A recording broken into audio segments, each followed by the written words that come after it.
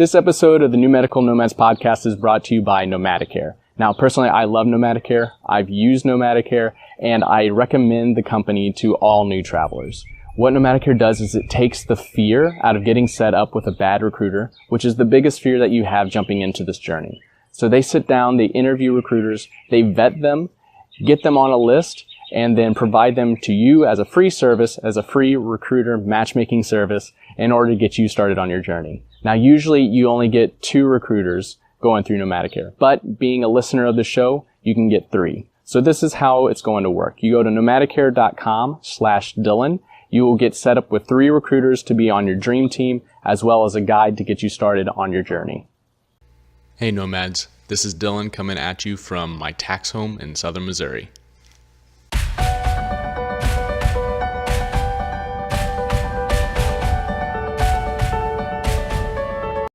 Hello everyone and welcome to another episode of the New Medical Nomads podcast. I am your host, Dr. Dylan Callier, and today we are talking about the top things that you as a traveler need to know about traveling agencies.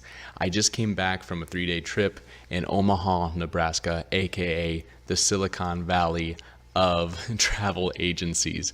And I went with Laura of Nomadicare and we got to meet all these great companies and got to tour their facilities, tour their headquarters, and I really got to learn a lot during this week. So I wanted to bring that to you and bring the value to you guys. I will also be including the tours, the live Facebook tours that we did in the show notes. So feel free to check those out if you want to see the insides of what a travel agency headquarters would look like. And so the first thing that was really neat to hear at every agency that we went and visited was every agency had their own startup story. Each one started either out of a garage or out of a shack or in someone's basement and started super small, and then all of a sudden you grow into these massive employments, facilities, where it takes a lot of people to find us jobs as travelers. And so that was the first thing, is that they all had a unique story of where they came from, of maybe they branched off of another travel agency. Maybe they were just a couple guys and started in their basement and started their own thing and took advantage of the market at the time. And so that was super cool. So if you ever get the chance to ask your recruiter, what is your agency's story? How long has your agency been around? It's really cool to see how something so small that gets started can grow into these massive agencies that impact all of us and impact our lives and impact our patient care. So that was the first thing I really got to learn and notice and pick up when I was touring these facilities. The second that I already mentioned is that it takes a lot of people, and there are a lot of players in this game in order to bring us the jobs that we want. You have the recruiters, which most of us are very familiar with. But there are a lot of other players in the game. So there are account managers that will call the hospitals in order to set up that contract. So that would be the contract between the recruitment agency and the hospital would be the account managers. And then the contract between us and the recruitment agency would be for the recruiters to handle. Then you have your payroll department. And then you have your company housing department, where they find us housing for those that want to capitalize on not having to stress about where to live, but letting the company find a place for us to live. Then you have sourcing, when they're trying to find leads for all the travelers and people that are needing positions and looking for jobs. And then you have the higher up positions, the visionaries, the ones that are making plans and betting on what the industry is going to look like in 5 years, 7 years, 10 years, and making changes now so that that agency can best serve us as travelers. And so that was a really cool part in seeing just how big the team is and how everybody is working towards this goal. Another thing I realized, and I knew going in, that recruiters have a very high burnout rate. It is a very stressful job. It is not easy being a recruiter. Most people that start to be a recruiter don't make it past the first 6 months, don't make it past the first year because of all the extra hours that go into this. So I went in knowing that, but I didn't realize to what degree. And so almost every single travel agency had their own massage room, had their own quiet room. One had a hammock hidden away in this office called the nap room.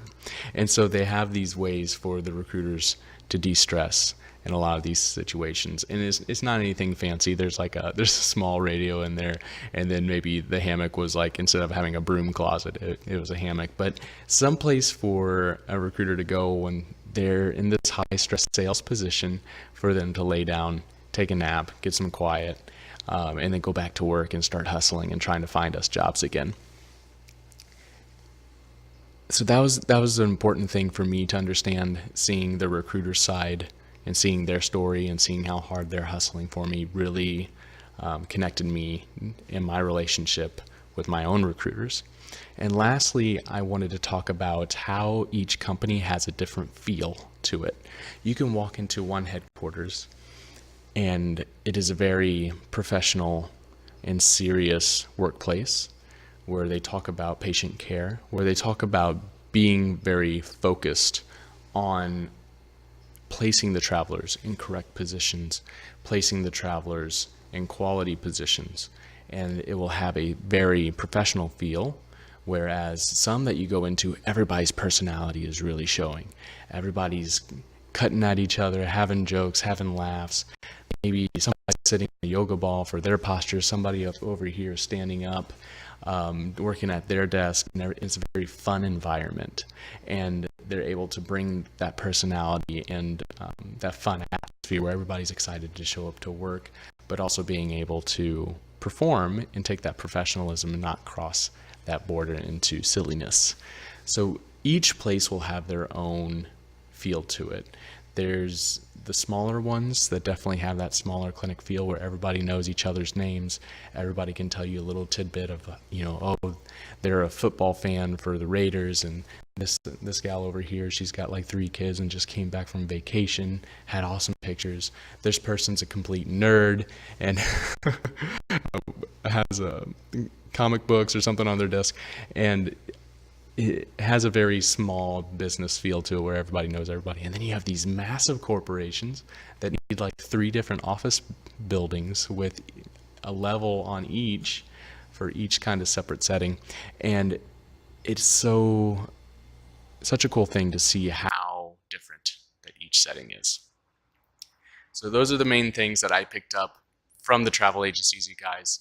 I hope you get, when you're driving through Omaha, Nebraska, the Silicon Valley of travel agencies, or your own travel agencies as you're traveling across the U.S., to stop in, say hi. They definitely want to say hi to you. They want to make that connection, see your recruiters face to face, and be able to talk with them, and be able to get that feel, that company feel, and know kind of the different moving parts of everything that it takes in order for us to find our travel healthcare positions. But if you guys are looking for the next episode of the New Medical Nomads podcast, you can find it on newmedicalnomads.com. If you're looking for the early access to these episodes, please follow on iTunes, Spotify, or the YouTube channel as well, and you will get those as soon as I launch them, rather than just the official launches, which happen on the website. But guys, thank you so much. That was an awesome trip. Again, check out the Facebook Lives below in the show notes. And Nomads, you have safe travels.